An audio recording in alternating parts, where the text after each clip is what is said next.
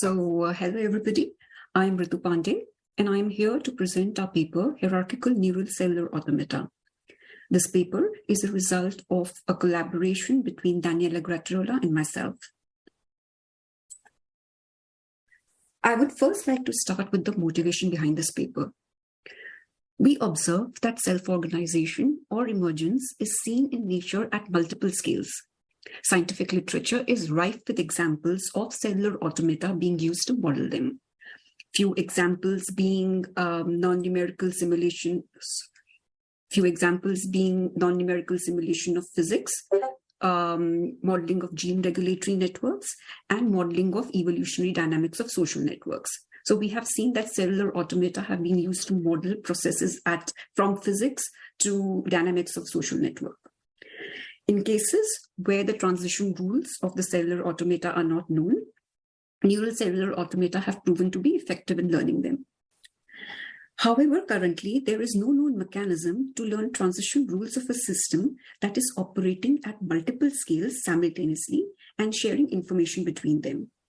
So an example of such a system is morphogenesis, as proposed by Professor Michael Levin, which operates at the level of gene regulatory networks to produce effector proteins, and at the level of physics to use bioelectricity to encode the homeostasis set point of the anatomy of an organism. This prompted us to ask, can an artificial emergence system be designed to operate at multiple scales such that each scale encodes an independent goal? Can its emergent subsystems operating at different scales communicate and influence each other without losing their locality? And how do the goals of the constituent cognitive units reconcile with the goals of the collective? To answer these questions, we designed a general framework to model multi-scale emergent behavior called Hierarchical Neural Cellular Automata.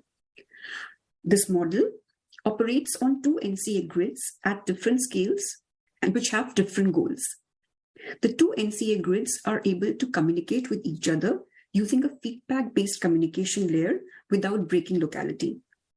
The NCA grid that is higher in the hierarchy is able to take feedback from the grid cells lower in the hierarchy and generate appropriate signals to modify its behavior. The NCA grid, which is lower in the hierarchy, uses the same transition rules encoding their own goals to also modify its output based on the signals received from the NCA grid higher in the hierarchy. So let us delve deeper into the architecture of hierarchical neural cellular automata. So hierarchical NCA has two NCA units operating at different scales. The NCA lower in the hierarchy is called the child NCA, and the NCA higher in the hierarchy is called the parent NCA. Both the NCA encode transition rules towards different goals.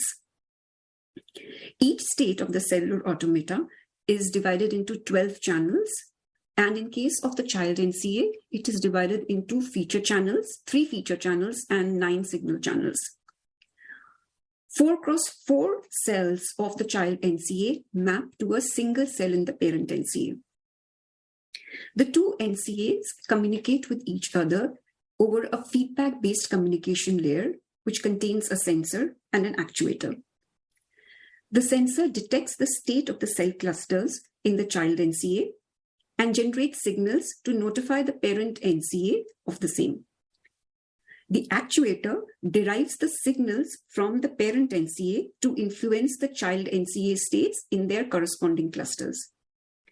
Both the sensor and the actuator contain an instance of multiplexer, which is responsible for mixing the signals from the sensor and the actuator to the destination NCA states.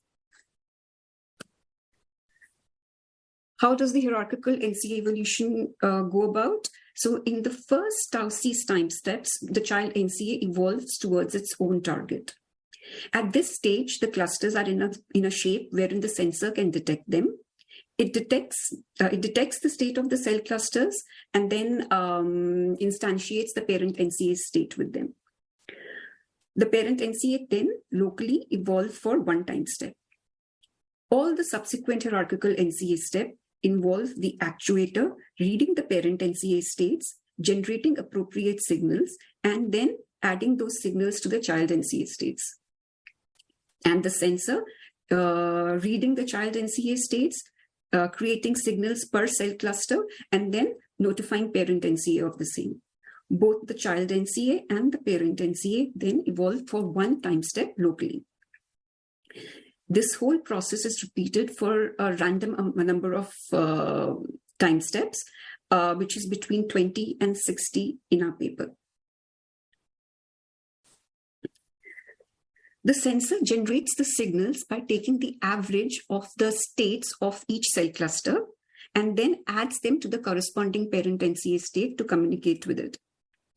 The actuator takes the parent NCA state, each cell in the parent NCA, upscales it by a factor of 4 using nearest neighbor interpolation, and then performs 1x1 convolution on it to make the number of channels in the signal equal to the number of signal channels in the child NCA, and then adds these signals to the child NCA states. To test the efficacy of the experiment of the hierarchical NCA, we designed 2 experiments, namely cell differentiation and metamorphosis. Each image triplet that you see here on the screen corresponds to one experiment that was performed. In case of cell differentiation, the child NCA encodes a 128x128 pixel target that contains random patterns emulating a biological cell type. The parent NCA encodes a 32x32 image containing random patterns that represent a different cell type. The 32x32 pixel image has been zoomed by a factor of 4 here for better visibility. The expectation is that once the parent NCA kicks in the hierarchical NCA evolution, the child NCA should be able to use its own transition rules and the signals it is receiving from the parent NCA to modify its output and differentiates the patterns that it is learning, that it is outputting to the values, to the patterns that are required by the parent NCA or desired by the parent NCA. Similarly, in case of metamorphosis, the child NCA encodes a 128x128 pixel target containing random patterns emulating cell types. And the parent NCA contains a 32x32 pixel target containing the target morphology or the desired morphology for these cell types. And the expectation is that as soon as the parent NCA kicks in, the child NCA should change its output to the desired morphology of the parent NCA. These are the results of the cell differentiation experiment. So we see that first the child NCA evolves to its own target, and then the cell types change to the types that are required by the parent NCA.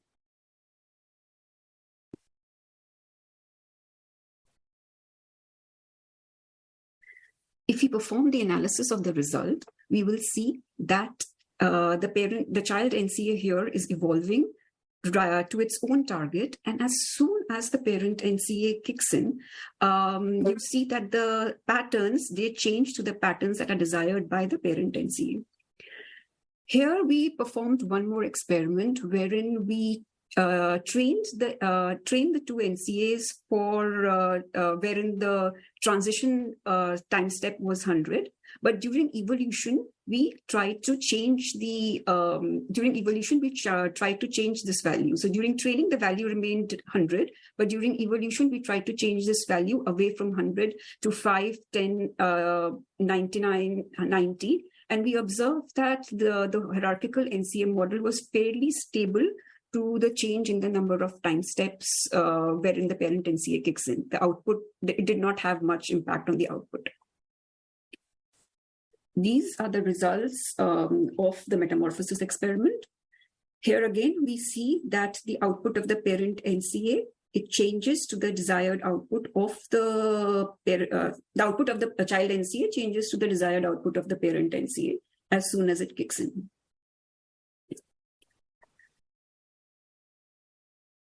And here, if we analyze the results, we see that at the time step, when the parent NCA kicks in, we see that the output of the child NCA changes to that desired by the parent NCA.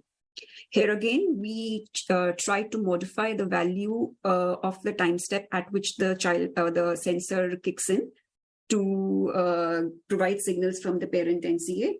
And in this case, in case of metamorphosis, as we moved away from the time step that for which the hierarchical NCA was trained, the output of the parent, the child NCA moves more and more away from the parent NCA target. So in this case, the hierarchical NCA was not stable to the modification of the value of time step at which the parent NCA kicks in. So to summarize, we have shown that it is possible to model morphological phenomena like cell differentiation and metamorphosis as multi-scale self-organizing systems. Self-organizing systems at each scale can be modeled to have a distinct goal, and communication between self-organizing systems at multiple scales can be modeled as feedback-based controllers. At a broader level, this opens up the possibility of breaking down emergent systems in different problem spaces into modular tasks with different goals at different scales. And it is also useful to study the impacts on individual cognitive units as members of collectives.